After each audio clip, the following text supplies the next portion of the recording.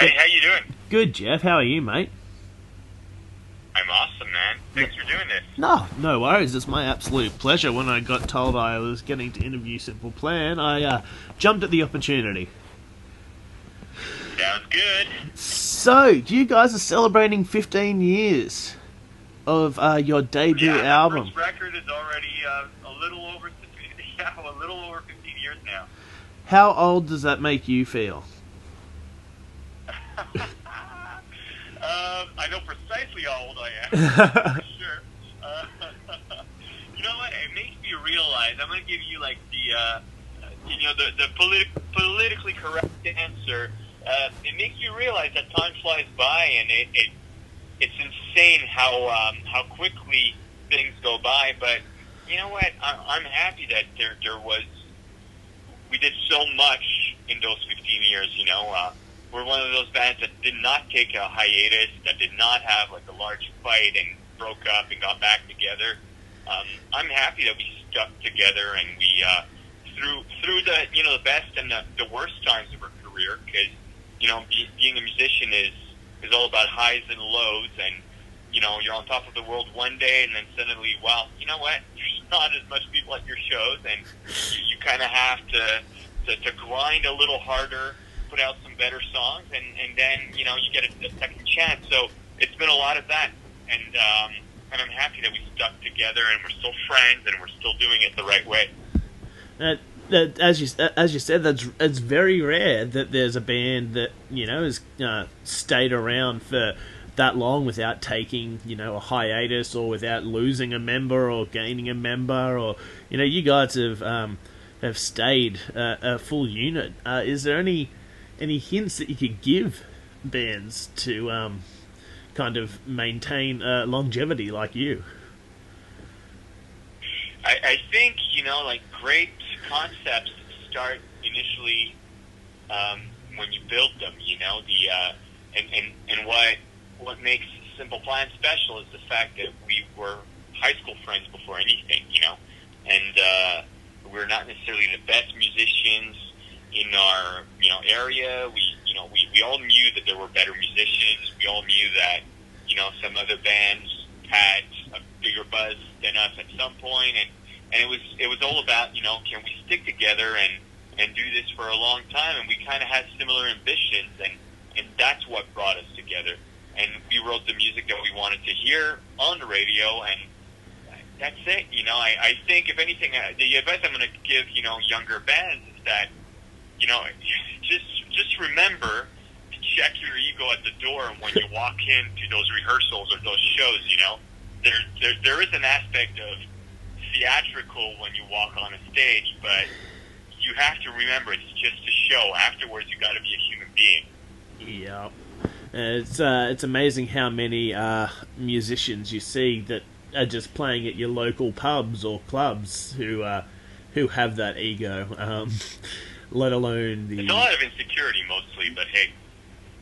Yeah, exactly. You come across most types in the music world.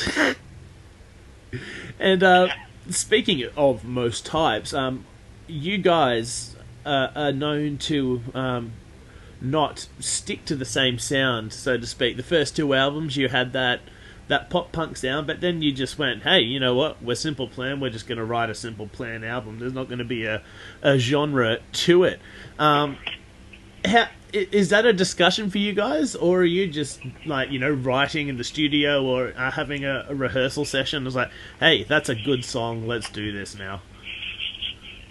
There's a bit of both. I think some of it is definitely about the writing, and some lyrical ideas or some musical ideas kind of bring you somewhere, and you kind of have to follow it. It kind of dictates where you're going. But some of it is discussion as well. We're musicians, and we want to keep things interesting. So pushing the boundaries of what the sound of Simple Plan is definitely a preoccupation for us. The only thing is, I think over the course of our career, we have missed the mark at some point.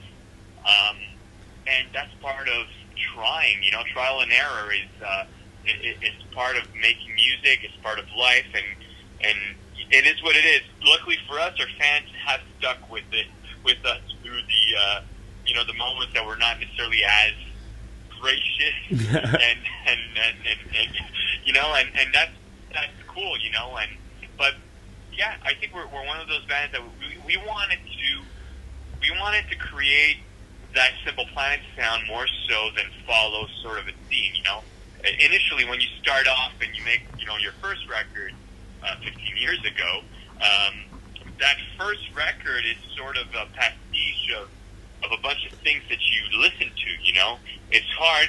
Some artists do it, they have a very strong sense of identity and they release an amazing first record and most often, more often than not, they have a hard time following up to that first record. But we decided, what, that first record has, we're wearing our influences on our sleeves, but let's try to find our own voice. And it has been sort of a preoccupation of ours, ever since. And yeah, sometimes it's been good. Some other times it's been forced. Yeah, you kind of have to accept that as you're trying things, you're not necessarily always successful with your ideas. I think the honesty that you have there, I mean, I've interviewed countless artists and they may talk about a time or a past album where it's like, it didn't work out that well, but you're like, no, we tried and maybe we pushed a bit too hard. And I think that honesty still shows within, like, 15 years later within your guys' music. Is it important for you, I suppose, to wear your not just heart but your ambition, your everything on your sleeve for your fans to hear as well?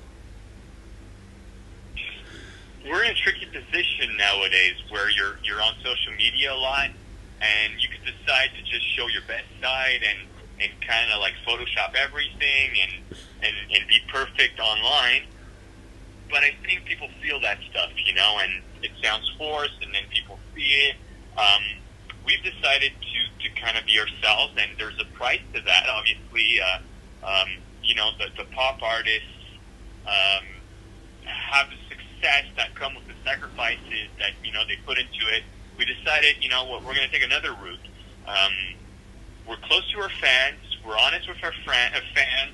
We've often asked them their opinion about the music. For instance, the song "Perfect" off the first record was a direct dialogue. The choice of that song as a single came from a direct dialogue with our fans. They were telling us that that song meant so much to them. They wanted to hear it as a single, hear it on the radio, and we had no clue that song would do as well. And they chose it, and the people spoke, and that song was one of our biggest songs in our career. So, yes, it's a decision that we took very early on. When we were touring, again, coming back to that first record, we were always around the tour bus signing autographs for people for hours, mingling. It was fun, We were hanging out with people our age, by our tour bus, meeting great people, meeting girls, it was fun. It was a crazy era. But at the same time, we always had that desire to be close to our fans. We wanted to be honest. And now, things are a bit different. We're not necessarily always by the tour bus and everything, but we're always on social media. We have a lot of meet and greets, and the fans we're probably as close to our fans now that we were 15 years ago. It's a different dynamic. It's a different kind of way to do things, but when you're that close to your fans, you can't lie to them. And it was never our intention either.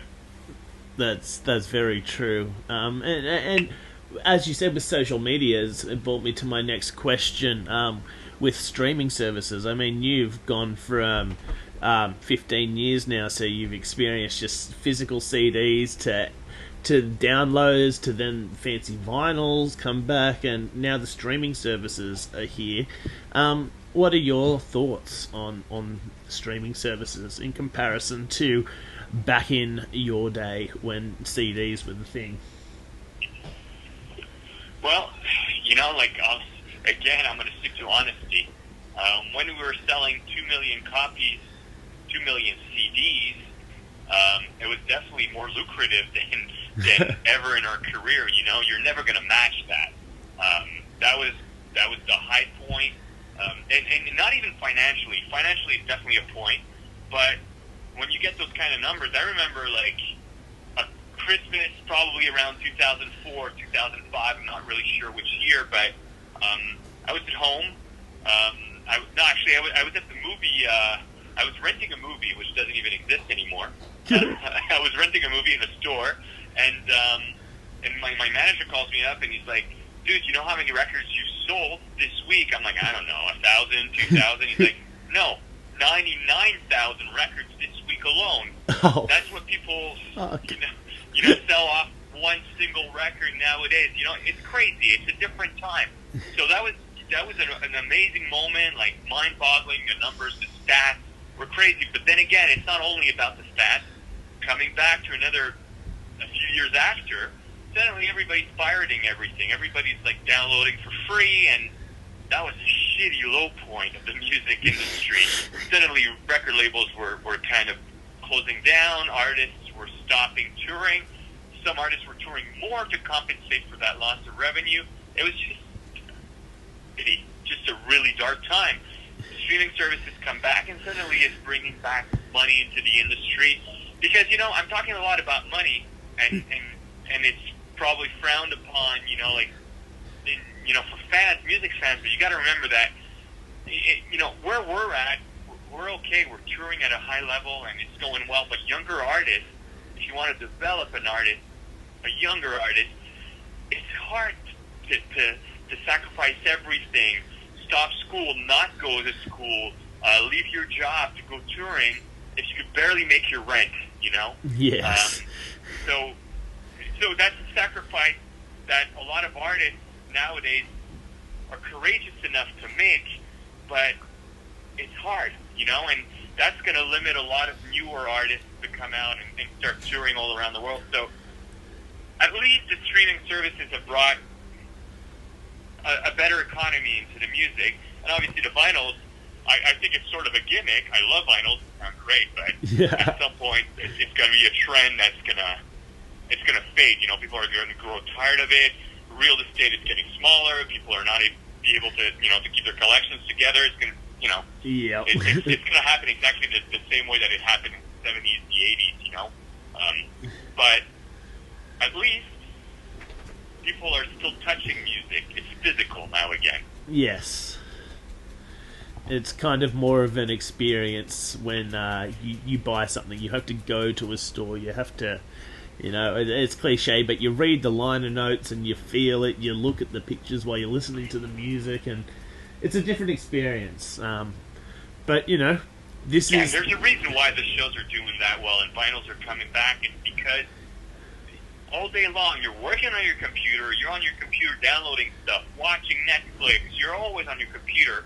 At some point, people want to connect, Yeah. and just going to a music store to buy a vinyl and talk to someone else than a YouTuber, there's something interesting about that, It's, it definitely Excuse me, is. Sean, this is just your 1 minute wrap up. Thank you. Okay, thank you. Well, as usual, my interviews have gone off topic, and we haven't spoken much about the 15 years of an exceptional pop-punk masterpiece, in my opinion, but you guys are coming to tour it now. Is it refreshing to just, obviously you'll play some greatest hits, but is it refreshing to revisit something that's 15 years old, but still impacts so many people? Oh, absolutely. The best part of it was revisiting those songs and kind of learning how to play them properly. Oddly enough, over the years, we had modified the version so much that they were pretty far from, the original takes. So going back and relearning the actual parts was very interesting. Seeing people react to that music. When we came back to the States, I'm not going to lie, we had a few years of not playing shows there because the shows were not doing that great. We're going back, and then suddenly all these people are coming, telling us that it's their first time seeing Simple Plan because they were too young to come initially, and that happened all around the world. And suddenly, it's kind of a renewal because of that nostalgia of a record that kind of marked either their very early teenage years or late preteen years. So there's a lot of that. Some hardcore fans, some newer fans from playlists, and it's really cool. It's a nice moment to be in right now. I can only imagine, and for me as well, because you're coming to my hometown, Newcastle. So I'm very, very excited to be able to experience this album. It was one of my first that I bought Make with sure you my come own and money. say hi. Yeah, man, don't you worry. I'll be bugging the hell out of you. Nice. I'm all down with that. Awesome. Well, thank you so much for that, Jeff. We're very, very keen to have you here in our country, and yeah, we'll chat to you very soon. Awesome. Thanks for doing this, man. No worries. Thank you very much. Bye. Take care.